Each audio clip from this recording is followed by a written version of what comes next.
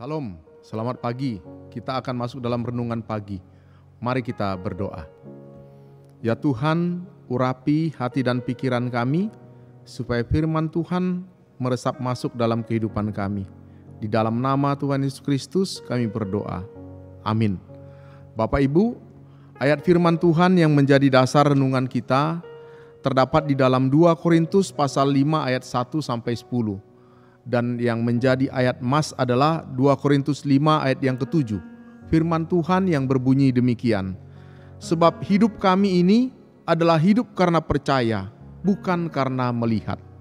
Dan tema yang saya mau ambil adalah hidup karena percaya, bukan karena melihat. Bapak Ibu, sebagai pengikut Kristus, kita juga disebut sebagai orang-orang percaya. Kenapa kita disebut orang percaya? Karena kita meyakini teguh terhadap semua janji-janji Tuhan.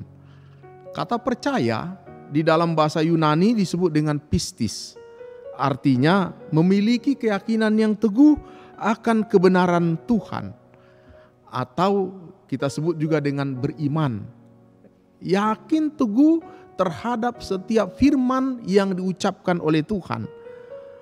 Dengan demikian iman adalah kemampuan ilahi yang sanggup melihat apa yang tidak sanggup dilihat oleh mata jasmani kita. Dan orang Kristen yang beriman percaya memiliki keyakinan yang kuat terhadap Allah dan firman-Nya, terhadap semua janji-janjinya, meskipun itu belum menjadi kenyataan.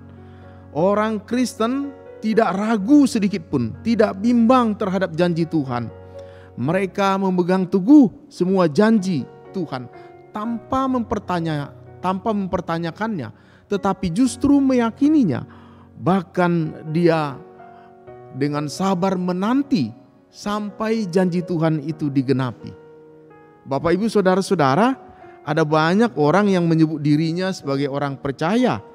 Namun di dalam praktek kehidupannya sehari-hari ternyata mereka hidup bukan karena percaya, atau hidup bukan karena bergantung daripada imannya, tetapi dia hidup karena apa yang dia lihat dan apa yang mampu dia pikirkan. Segala sesuatunya dikendalikan oleh situasi, oleh keadaan, oleh apa yang dia dapat lihat secara kasat mata.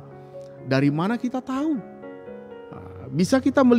Kita bisa melihat dari sikap hatinya. Ketika dia menghadapi situasi, apalagi situasi yang buruk, maka dia gampang berubah, gampang kecewa, gampang mengeluh, gampang bersungut-sungut. Bahkan dengan mudah dia menyalahkan orang lain, menyalahkan keadaan, dan mungkin juga menyalahkan Tuhan dalam hal ini. Apalagi ketika dia diperhadapkan kepada hal-hal yang sukar, kepada penderitaan, kepada hal-hal yang sulit.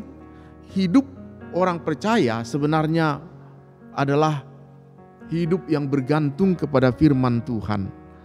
Bapak Ibu saudara-saudara, kita bisa melihat pada waktu Goliat, saya ulangi, pada waktu Daud berhadapan dengan Goliat, maka Daud sedikit pun dia tidak takut. Meskipun secara logika, secara akal sehat, sulit baginya untuk bisa menang. Tetapi dengan iman Daud berkata, "Aku mendatangi engkau dengan nama Tuhan semesta alam. Hari ini juga Tuhan akan menyerahkan engkau ke dalam tanganku." Di dalam 1 Samuel 17 ayat 45 dan 46. Inilah yang disebut dengan perkataan iman. Inilah yang disebut dengan meyakini janji Tuhan. Ketika orang-orang Israel mengalami ketakutan, justru Daud menunjukkan sebuah kualitas hidup yang berbeda, yaitu ada iman yang dia yakini yang menyertai perbuatannya, sehingga dia mengambil sebuah tindakan, yaitu tindakan yang penuh dengan keyakinan kepada janji Tuhan. Bapak Ibu, hidup orang percaya perlu dibuktikan dalam perilaku sehari-hari, bukan hanya sekedar teori. Demikian firman Tuhan. Mari kita berdoa. Firman-Mu kiranya menguatkan kami, supaya kami hanya bergantung kepada setiap janji Tuhan, setiap firman yang sudah kami dengar, supaya hati kami tidak bimbang dan tidak ragu, meskipun mata kasat mata kami seringkali melihat berbeda dengan apa yang kami yakini.